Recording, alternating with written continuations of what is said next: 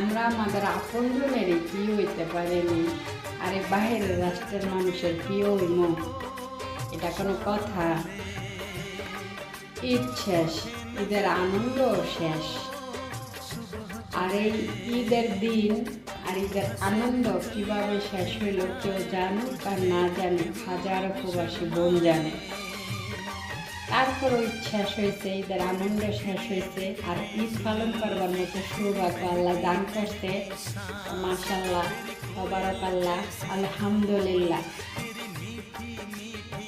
আজকের এই ভিডিওটা এই কথাগুলো বলার একটাই কারণ, আমরা যখন জীবিত থাকি আমাদেরকে কেউ কদর করে না, অথচ আমরা যখন মারা যাই আমাদের লাশ সামনে নিয়ে কত প্রশংসা আমাদের নামে।